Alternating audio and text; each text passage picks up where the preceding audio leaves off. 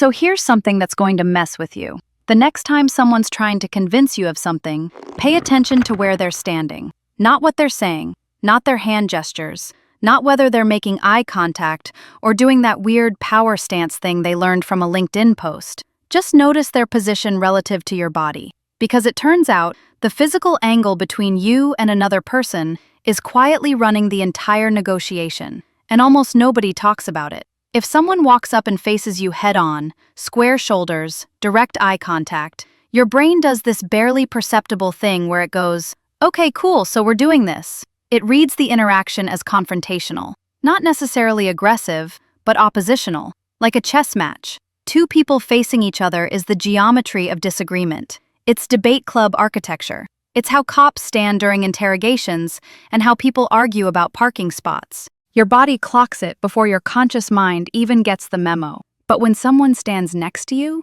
shoulder to shoulder, both of you facing the same direction, your brain flips into a completely different mode. Suddenly you're not opponents, you're teammates, co-conspirators, two people looking at the same thing, literally and psychologically. And the difference in how persuasive that makes someone is honestly kind of unsettling.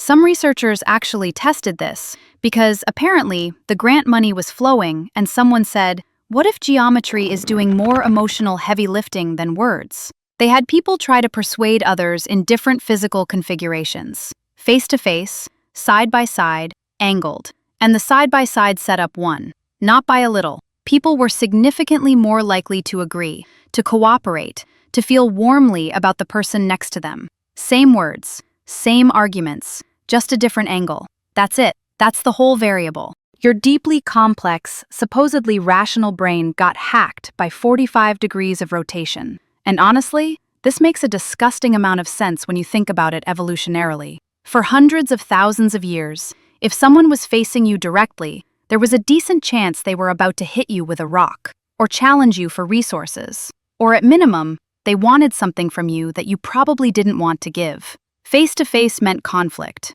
It meant competition. Your nervous system still carries that firmware update from the Paleolithic era, and it's running in the background like an app you can't close. Side by side, though, that was hunting together, walking together, watching the horizon for threats together. It meant alliance. It meant, I am oriented toward the same goal as you. Your brain evolved to feel safer, more collaborative, and more open to influence when someone shares your physical orientation. It's ancient software running on modern hardware, and it works embarrassingly well. Okay, but here's where it gets genuinely useful, instead of just interesting at parties. Think about every difficult conversation you've ever had. The breakup talk, the salary negotiation, the, "Hey, your music is really loud and it's midnight on a Tuesday," conversation with your neighbor. What did you probably do? You probably sat across from them, maybe at a table, maybe on opposite ends of a couch. Face to face, because that's what we default to. And without realizing it, you set the stage for a confrontation before anyone opened their mouth. You basically walked into a conflict simulator and then wondered why it felt tense. That's like filling a room with hornets and being surprised when the vibe is off. Now imagine the same conversation, but you're both leaning against a kitchen counter, or walking side by side, or sitting next to each other on a bench, both looking out at the same stretch of nothing. The words don't change, but the container changes. And the container is doing way more work than you think. Your nervous system downregulates. Cortisol, basically your body's "this might be a threat" juice, drops when the person isn't squared up in front of you.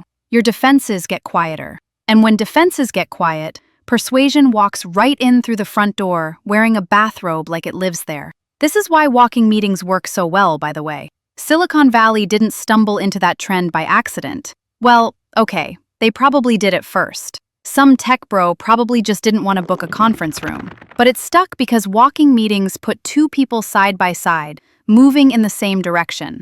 And that physical synchrony creates psychological synchrony. You start mirroring each other's pace, your breathing aligns, and your brains go, "Oh, we're on the same team." It's cooperative, it's low threat. And people agree to things on walks that they'd fight about across a desk.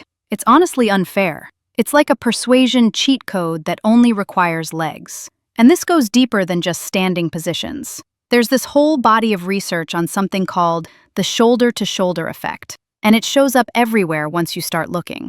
Therapists know about it, good ones anyway. That's why a lot of therapy offices have chairs angled slightly toward each other rather than directly facing. It's why some therapists prefer to work with clients while walking. It reduces the power dynamic. It takes the spotlight off the person and puts it on the shared space between you. Car conversations hit different for the same reason. You're both facing forward, both watching the road, and suddenly your teenager tells you something they'd never say across a dinner table. The geometry gave them permission. Which brings us to the part that's a little manipulative. And I'm going to be honest about that because pretending otherwise would be weird. If you know this trick, you can use it deliberately. You can position yourself next to someone when you want them to be more receptive. You can suggest a walk instead of a sit-down. You can angle your chair. You can lean against the same wall. And it'll work. Not because you're some kind of psychological mastermind, but because you're just cooperating with a system that's been running since before language existed. It's less manipulation and more interior decorating for conversations. You're just arranging the furniture so the room feels right. Salespeople who are good, like actually good, not the ones who read one book and now won't stop making prolonged eye contact, they do this instinctively. They come around to your side of the counter. They stand next to you while you're looking at the car, not across from you with a clipboard. They orient themselves so you're both examining the same thing together. And your brain, your beautiful, gullible, pattern-matching brain goes, "This person is on my side." Because physically, they literally are. Here's the thing that gets me though. This works on you even when you know it's happening. I know the science. I've read the papers. I understand exactly why side-by-side positioning makes me more agreeable. And it still works. Ask me how I know. My friend convinced me to help him move apartments last month, and I'm almost positive it's because he asked me while we were both staring into the fridge deciding what to eat. Shoulder to shoulder, facing the same direction, unified against the common enemy of expired condiments. I said yes before I even processed the question. I carried a couch up 4 flights of stairs because of refrigerator geometry. That's where we are as a species. The wildest part is how rarely the reverse gets talked about. If side-by-side makes people more cooperative, then face-to-face makes people more combative, which means every job interview you've ever had was architecturally designed to put you on the defensive. Every time you've sat across a desk from someone with power over you, the furniture was doing half their work for them. Conference tables are basically confrontation rectangles. HR meetings are set up like you're already in trouble. The whole system is built on opposition geometry, and nobody handed you the manual. So next time you need someone to actually hear you, not just listen, but hear you, don't worry about your word choice. Don't rehearse your argument in the mirror. Just go stand next to them. Face whatever they're facing. Let the angle do the talking. Your brain's been falling for this one since before it could even technically be called a brain, and it's not planning to stop anytime soon. Honestly, at this point, I'm not even sure free will is real, or if it's just a matter of where somebody was standing when they asked.